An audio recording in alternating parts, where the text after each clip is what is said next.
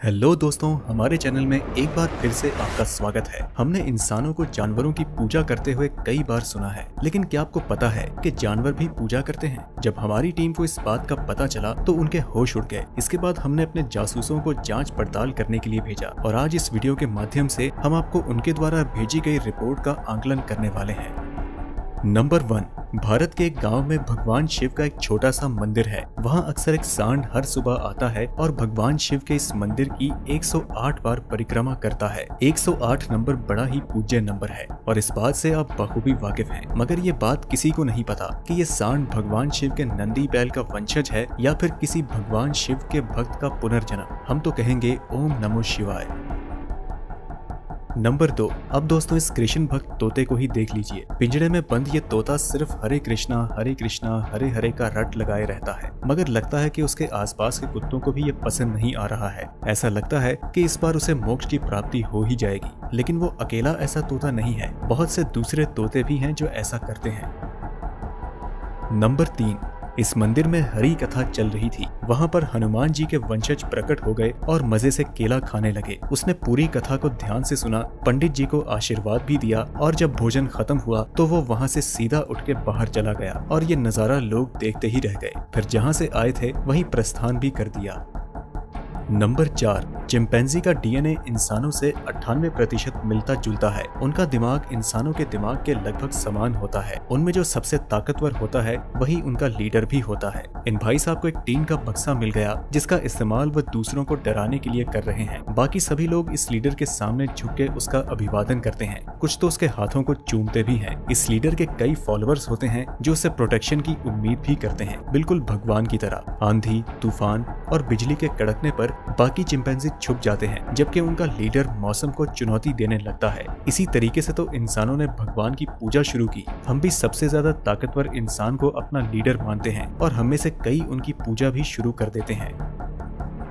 5वें नंबर पर इस बिल्ली मौसी ने तो बौद्ध धर्म अपना लिया है। इसका नाम हैतल है। वो घंटों तक भगवान बुद्ध की आराधना करती रहती है। ऐसा लगता है कि जैसे उसे निर्वाण की प्राप्ति हो चुकी है। वो जब दूसरे बुद्धिस्ट मॉन्क को मिली थी तो बिल्कुल छोटी थी। चीफ मॉन्क ने उसे अपना लिया, तब से वो दूसरे मॉन्क्स के सुख दुख में उनका साथ निभा रही है। वो खुद भी एक मॉन्क बन चुकी है। लोग उसे मिलने के लिए दूर दूर से आते हैं। लोग उसके सामने अपना सर झुकाते हैं। इसके साथ ही वो जैन मेडिटेशन में हमेशा भिड़ी रहती है। जब भी कोई उसे पूछता है कि गौतम बुद्ध कहाँ है, तो वह उन्हें बुद्ध भगवान की मूर्ति की तरफ इशारा करती है। और तो और वो सिर्फ शाकाहारी खाना ही खाती है। जब वो स्वादिष्ट खाना खाती है तो उसके आंखों में खुशी के आंसू छलक पड़ते हैं। अगर कोई उसे फिश या मांसाहारी खाना परोसता है तो वह उसे साफ इनकार कर देती है। इतना ही नहीं दोस्तों, वो गुस्से से भाग भी जाती है। उसे सिर्फ शाकाहारी खाना पसंद है। वो किसी भी जीव का जान लेना पसंद नहीं करती। उसे किस करना भी पसंद नहीं, क्योंकि वो एक हाई क्लास मॉन्क है। लेकिन बाद में वो मान जाती है। लेकिन उसके अंदर भगवान बुद्ध से प्रेम और उनके प्रति साधना देखने को ही मिलती है और हमारी यही इच्छा है कि भगवान ऐसी शांति अपने हर भक्त को दे। नंबर 6, दोस्तों भगवान की पूजा में कुत्ते भला कैसे पीछे रह सकते हैं? इन पिल्लों को ही देख लीजिए। जब तक प्रार्थना खत्म ना हो जाए ये खाने का इंतजार कर रहे हैं। ये कुत्ता भी पहले जीसस क्राइस्ट की प्रार्थना खत्म होने के बाद ही खाने को मुंह लगा रहा है। अगला कुत्ता शायद अपने किए पे पछतावा कर रहा है और ये 2 कुत्ते भी आमीन बोलने का इंतजार कर रहे हैं और अगले कुत्ते तो 2 और पैरों पे खड़े होकर प्रार्थना कर रहे हैं। ये आमीन बोलने के साथ ही अपने खाने पे टूट पड़ते हैं। कुछ नए कुत्ते तो बीच बीच में घुर्राते भी हैं। ऐसा लगता है कि जीसस क्राइस्ट इन कुत्तों के सबसे पसंदीदा भगवान है।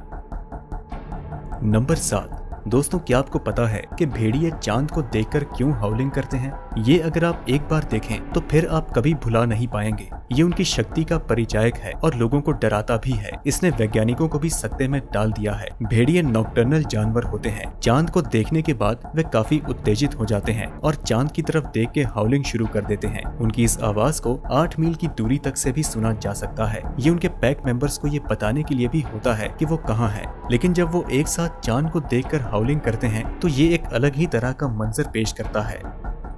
8वें नंबर पर इस रैकून बाबा को ही देख लें। वह सूरज की ओर समाधि लगाए हुए हैं, मगर वो अकेला नहीं है, बल्कि उसके साथ कुछ और भी जानवर लोग हैं। वैसे तो सूरज की पूजा करने के बहुत से फायदे हैं। आपको जमकर विटामिन डी मिलती है और आपकी हड्डियां बेहद कड़क हो जाती हैं। ये बात इस रैकून बाबा को बेहद अच्छे से मालूम है। रैकून वैसे भी बेहद शातिर किस्म के प्राणी होते हैं। 9वें नंबर पर हाथी बेहद संवेदनशील प्राणी होते हैं और अपने पूर्वजों को याद करते हैं। अक्सर ऐसा देखा गया है कि वह लोग अपने मरे हुए रिश्तेदारों को श्रद्धांजलि देते हैं, उन्हें प्यार से याद करते हैं। ऐसा वो अक्सर उनके शरीर के अवशेषों को गले लगाकर करते हैं। ये व्यवहार इंसानों द्वारा अपने पूर्वजों को समाधि देने जैसा दिखता है। हाथियों की याददाश्त बहुत लंबी होती है। वो न तो सिर्फ ऐसा करते हैं बल्कि अपने बच्चों को भी ऐसा करने के लिए सिखाते हैं। शायद यही कारण है कि हाथियों को कई धर्मों में पूजा जाता है। नंबर 10। दोस्तों, आइए अब इन जानवरों को देखते हैं जो अल्लाह का नाम लेना जानते हैं। जैसे कि ये पिल्ला, ये मुर्गी भी अल्लाह अल्लाह बुला रही है। ये बिल्ली तो नहाते हुए भी अल्लाह का नाम ले रही है और तो ये गाय भी अल्लाह का नाम ले रही है। मगर बिल्लियां और मुर्गे भी ज्यादातर अल्लाह का नाम लेते हुए पाए गए हैं। लेकिन अब आप इस शेर और शेरनी को अल्लाह का नाम लेते हुए सुने। दोस्तों, एक चीज तो हमें माननी ही पड़ेगी कि जानवर भी भगवान की पूजा करते हैं, लेकिन क्या वो भगवान के लिए आपस में झगड़ पड़ते हैं? शायद नहीं, क्योंकि वो हमसे ज्यादा समझदार हैं। वो तभी हिंसा करते हैं जब उन्हें भोजन की जरूरत होती है और इंसान तो बस नफरत के कारण एक दूसरे को मार देते हैं। इसलिए इन जानवरों को देखकर हमें इनसे कुछ सबक लेना चाहिए। आपकी इसके बारे में क्या राय है, हमें कमेंट करके जरूर बताएं। वीडियो पसंद आई तो इसे लाइक करें और अपने दोस्तों के साथ ज्यादा से ज्यादा शेयर करें। और ऐसी ही रोमांच भरी वीडियोस देखने के लिए आप हमारे चैनल को सब्सक्राइब करना ना भूलें। हम मिलते हैं आपसे अगली वीडियो में, तब तक के लिए नमस्कार।